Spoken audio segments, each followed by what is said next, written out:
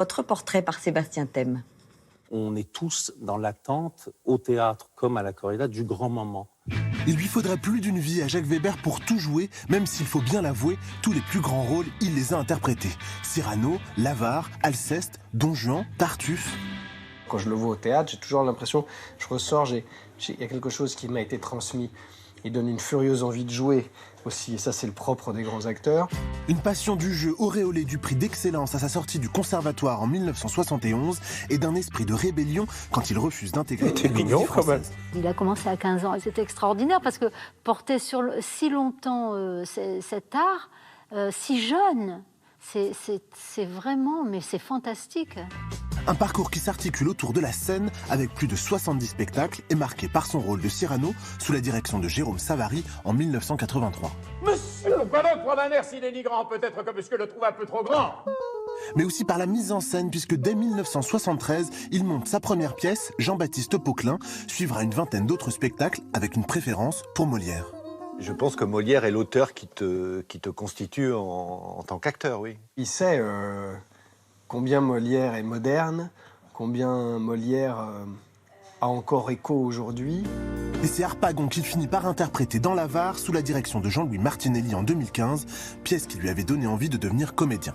Y a-t-il pas quelqu'un qui veuille me ressusciter en me rendant mon cher argent ou en me disant qu'il l'a pris? C'est un être qui veut tout avaler. C'est pas d'avoir une espèce d'homme rétréci sur lui-même. Au contraire, il avale le monde. Les mots venaient comme ça, il était incarné totalement.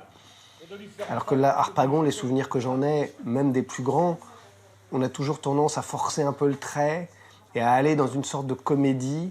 Lui n'allait pas dans la comédie, mais allait dans la vérité du personnage et de Molière. Le théâtre se joue mais se fait également et son amour des planches le propulse à la tête du Centre dramatique national de Lyon de 79 à 85, puis de Nice de 86 à 2001, accompagnant la jeune génération.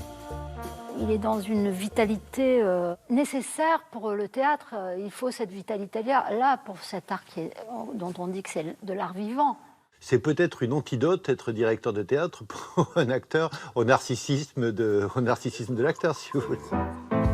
Aujourd'hui, à une semaine de l'élection présidentielle, ce comédien engagé reprend sur scène avec François Morel le débat entre Chirac et Mitterrand en 1988, exercice qu'il avait déjà fait avec Jean-François Balmer en 2007, mais dans les débats opposant Giscard et Mitterrand. Je trouve toujours choquant, blessant, de s'arroger le monopole du cœur. Monsieur Mitterrand, vous n'avez pas le monopole du cœur, vous ne l'avez pas.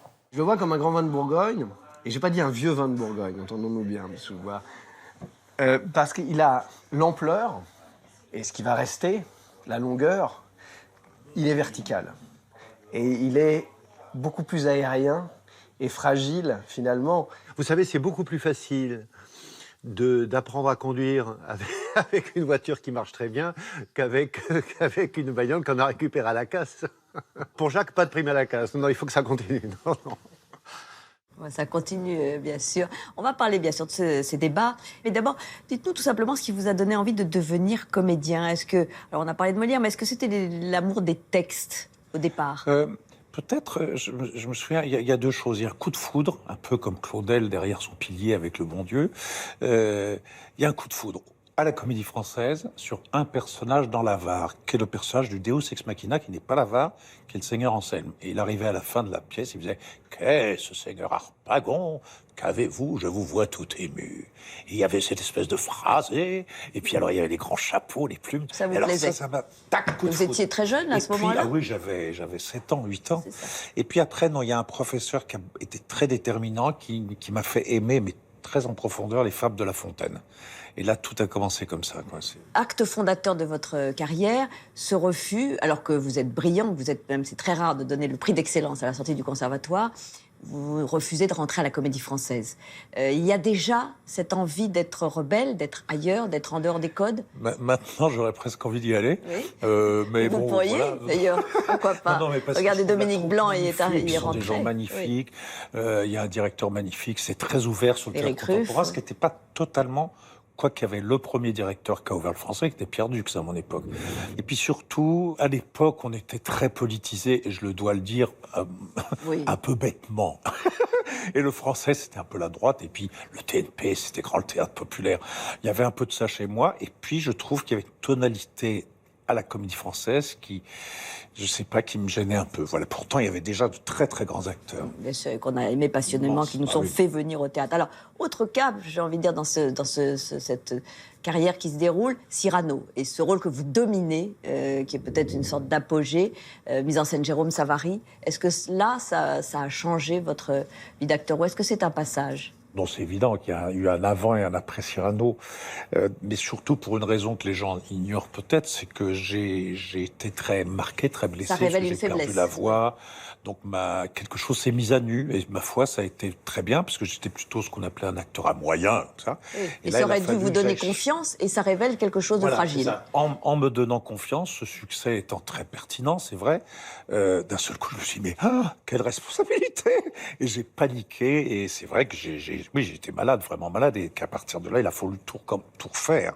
Mais c'est un moment magnifique, et puis Savary m'a mené loin, parce que c'était lui aussi un homme, le contraire de la vulgarité dont on a parlé à son égard parfois. L'amour du théâtre. C'était un poète, et c'était un type qui avait une humanité magnifique. Et alors, on va parler de ce débat que vous allez interpréter sur la scène de l'Atelier avec François Morel, François Mitterrand, Jacques Chirac. On est en 1988 et on regarde un extrait de ce vrai débat, Jacques Weber. Permettez-moi juste de vous dire que ce soir, je ne suis pas le Premier ministre et vous n'êtes pas le Président de la République. Nous sommes deux candidats à égalité et qui se soumettent au jugement des Français, seul qui compte. Vous me permettrez donc de vous appeler Monsieur Mitterrand. Mais vous avez tout à fait raison, Monsieur le Premier ministre. Alors, imaginez. Quelle tension, quelle violence à ce moment-là. Mais là, on est vraiment au sommet de la tension, avec, après, le regardez-moi dans les yeux, bien sûr, mais des deux hommes. Mais c'est d'une intelligence considérable de la part de Mitterrand de tout doucement dire sans qu'on s'en rende compte, Monsieur le Premier ministre, parce qu'il y a dans la conduite de Mitterrand, il y a une conduite permanente. Si vous voulez, il y a ce qu'on appelle au théâtre le petit chien. C'est-à-dire que ça ne bouge pas. Vous êtes que le Premier ministre, je suis le président, je suis Dieu et vous êtes autre chose. Et c'est moi qui dirige tout. Et à partir de là, n'entrons pas dans les basses besognes de l'adversité. C'est complètement, c'est grandiose, c'est grandiose. Et contrairement à ce qu'on a dit, Mitterrand écrase, Chirac est nul.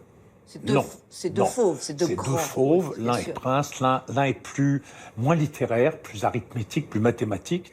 Mais c'est vrai qu'il est très brillant, Chirac. Le problème, c'est que là, c'est l'apothéose du génie de Mitterrand, le génie politique et le génie littéraire. Il a une langue absolument magnifique.